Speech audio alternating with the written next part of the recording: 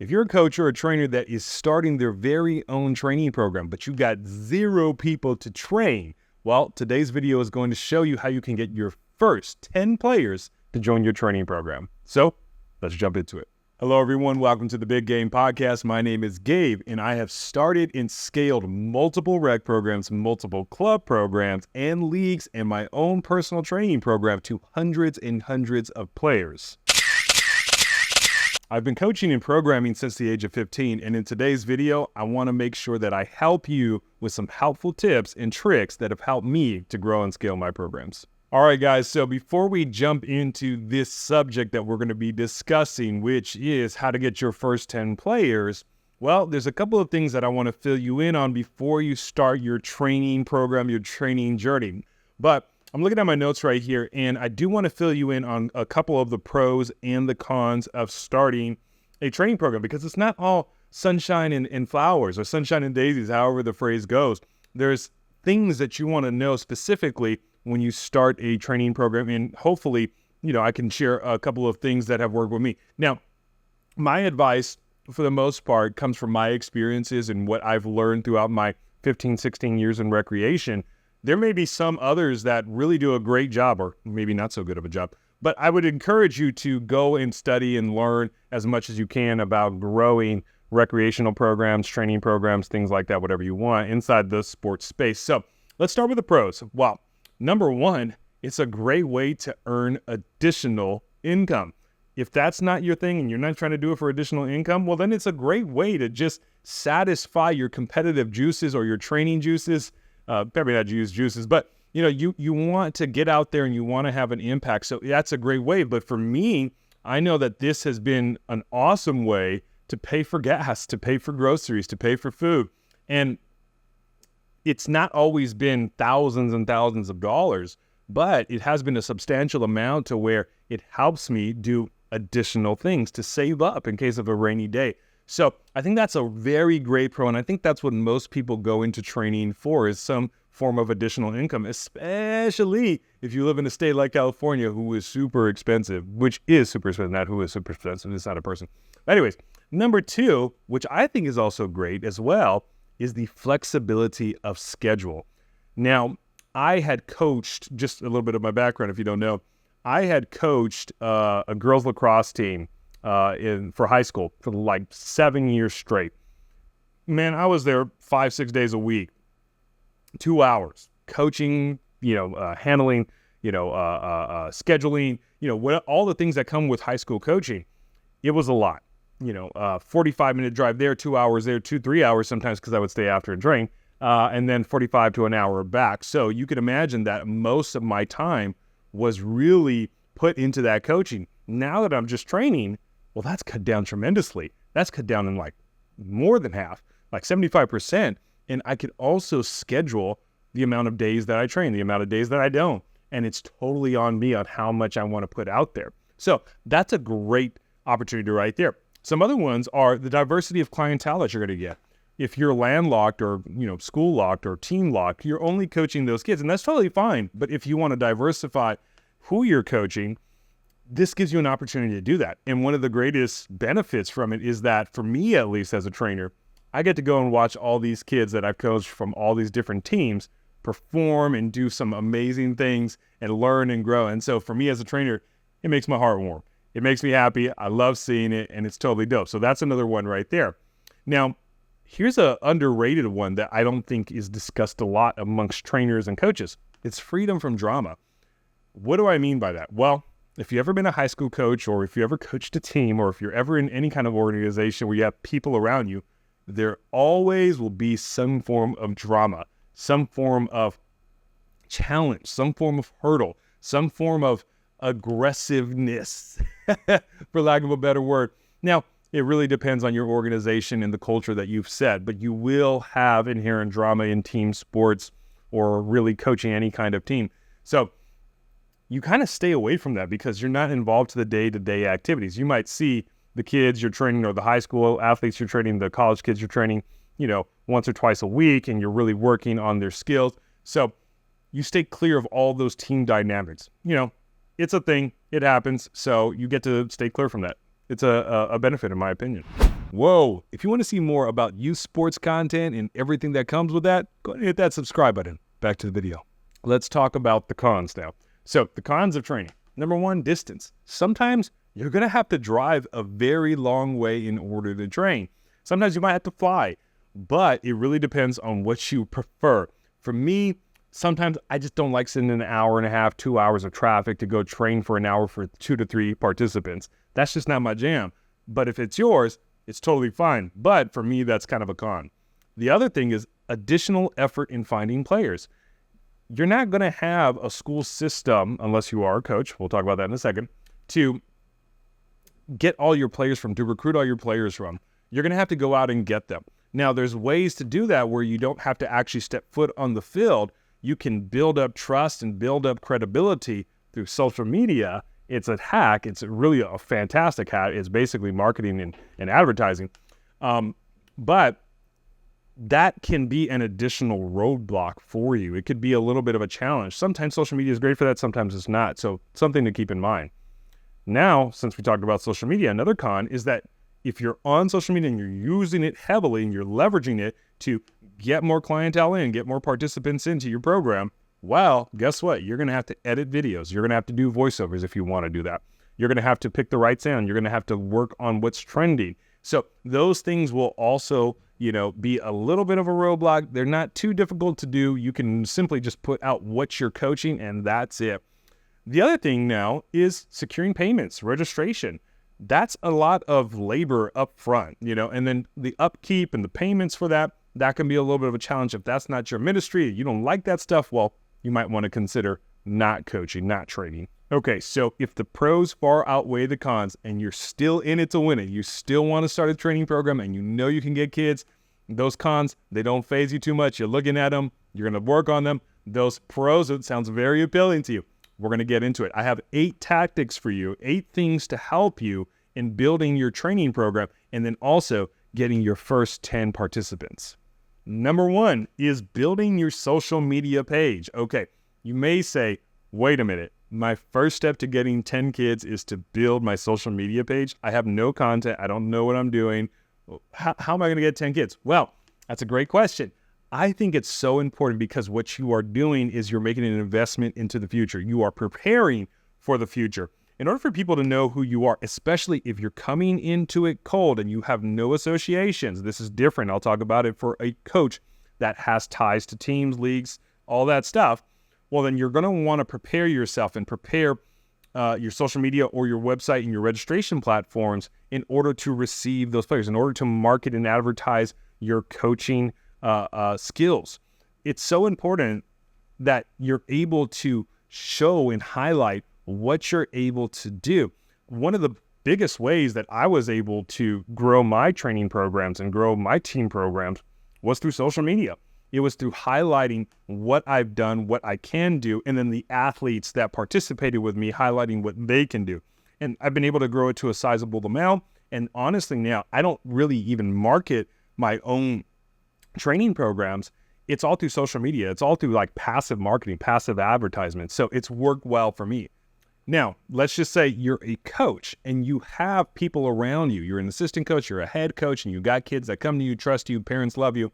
Well, that's a little bit different. You are already starting with an audience. This is called a warm audience. This is not a cold audience, meaning they know who you are, they trust you, you have credibility, they love your coaching style, and they will come to your training programs a lot easier than, say, someone who comes right out of the blue. Do you need to start a social media page or a website in order to get kids to train? No, not necessarily. But for most, I would say start it here, get it prepared, start queuing up videos of what you want to teach, and that will help people get familiar with your skills and abilities as a coach. Number 2, join a program as an understudy, an intern, someone that shadows the main coach, an assistant coach. This is a great way to build credibility. A lot of what we're going to talk about today in these 8 tactical tips is about trust and credibility, because without those 2 components, you ain't getting nobody. I mean, some people may come to you, but really you're not going to be able to get those first 10 kids. Joining the program as an understudy is so important because what you're doing now is you're not only learning how to coach and learning from your head coach or learning from whoever it is in charge, your program director, on how to set up registrations, all those other intangible things that you have to learn as well. Those are super important skills. But you're also gaining the trust of those participants that are in that program. That is your potential client pool, because now one of the easiest ways to get those 10 kids to start with your training program is to pull from the program that you're already involved in. It's not going out and getting these random participants, random players. The biggest way or the easiest way to do it is to start with a program, to learn from the head coach, and then build your trust, build your credibility, build your skills as a coach there. So example, when I started coaching lacrosse, I didn't know anything about lacrosse. Forget that. I didn't even know anything about girls lacrosse. That's what I started coaching. And in order for me to build my credibility, to build trust with my players, and to learn and to get better as a coach, well, what did I do? I shagged balls for a minute for one of the teams that the kids that I coached played for as a club. And if you don't know what shagging balls is, basically going and chasing balls. And through that, I was watching, learning, understanding. From there, I asked the coach, hey, can I assist you with anything? Can I help you? She said no at the time. Then she said yes. I said, great, let me learn. Went down to San Diego, bought her pizza, learned, asked questions about this thing. Another coach, I went to and bought them donuts because I was just trying to learn as much as I can. And that would help me later on with that trust and credibility, because now I was learning, I was developing my coaching skills, learning tactics, procedures, how the club tournament scene worked. And it was super helpful later on when I was starting my training program. My third tactical tip for you to get 10 participants in your program is to go and coach at your local parks and recs, after-school programs, or anywhere where they have kids playing sports. It's one of the easiest ways to get in front of the potential demographic that you want to be training later on. Again, it's going to take some time, but this is a very helpful step, because now you're maybe volunteering your time, maybe you're getting paid for it. Most of the time it's volunteer at these types of organizations. But if you're able to demonstrate some form of competency in the skill or the sport that you're playing or you're coaching, these kids will then follow you into your training programs, because here's one of the easiest ways to do it. Say a kid is struggling with dribbling a basketball, and through team practices, he's still struggling. So now mom and dad are coming up to you. Is there anything that we can do at home to help little Timmy with his dribbling ability? Well, yes, here's a couple of tips. Also, I do offer additional training on the side. If he's interested, we could do a 45-minute session, an hour session, 90 minutes, whatever it is. That's your in right there. That's typically what I would approach with as well. You can do it for free or you can do it for paid. So that's one of the easiest ways to build your clientele, build your list of potential participants for your training program. Number 4, join a training facility. Now, these training facilities are a little bit different than your parks and recs, after-school programs, Boys and Girls Club, YMCAs, all that good stuff. These training facilities are geared towards specific sports or athletes or whatever it may be. You can use 24-Hour Fitness as an example for that. They have a variety of different trainers, but it's mostly centered around getting in shape, fat loss, not sports-specific stuff. You can find gyms that are specifically geared towards sports-specific training. Go join them, get hired on as a independent contractor or intern or whatever it may be. And now you kind of get this list of clientele that comes to you. You don't have to do any additional effort in order to get your first 10 participants, first 10 clients. This is one of the easiest ways to do it. But there are some trade-offs in this, because a lot of the times you're going to be going in under a contract. Sometimes they're going to give you a specific stipend, a specific wage, a 60-40 split. So you're going to have to measure the costs and really examine what are the particular details for this independent contractor business that you're doing there. Number 5 is running free programming. It's one of the best ways, one of the easiest ways, well, I should say somewhat easy, in getting new participants out to your program. Obviously, we're going to have to talk about word of mouth and spreading the word, marketing, advertising. If you want a full video on that, I actually did a whole video titled An Absolutely Guaranteed Way to Grow Your Program. I'll put it right here and in the description below. But this is one of the easiest ways to get a large sum of participants in a certain place so that you can run programming, flex your coaching skills, and then obviously make them the offer for training programs. So let me give you an example of this. Let's just say I wanted to start training kids in hockey in East LA? Well, one of the first things that I'm going to do is I'm going to go to a multi-sport organization, a school, Boys and Girls Club, YMCA, Parks and Recs, whatever. And I say, hey, my name is so-and-so. I'm a trainer of hockey. I'm a hockey trainer. And I would love to offer some free programming. They're interested. Maybe they're not. Let's just assume they are. Okay, from there, now they say, okay, when would you like to offer this free programming? What does it look like? How many days? Yada, yada, yada. We figure all that stuff out. There's also some logistics that I need to keep in mind. We'll do a video on this. Is like you're going to have a certificate of insurance. You might have to get a background check, a life scan, multiple steps in order to get in there to offer some kind of free programming. Typically, they'll allow you to, especially if you have all those things taken care of. Now you got all that. Now you're running the clinic. And then from there, that's when you're going to collect emails. And then after, when the kids had so much fun, again, you want to be really good at this. If you suck at this, it's not going to work. You had a great time. They had a great time. Now that's when you send them in the next ask, which is, hey, if you had fun at this, would you be interested in joining my training program? Yada, yada, yada. It's one of the easiest ways to get kids participate. Now, those in that scenario are brand new participants to your hockey program. But let's just say they all play basketball. We're going to use basketball as an example for this.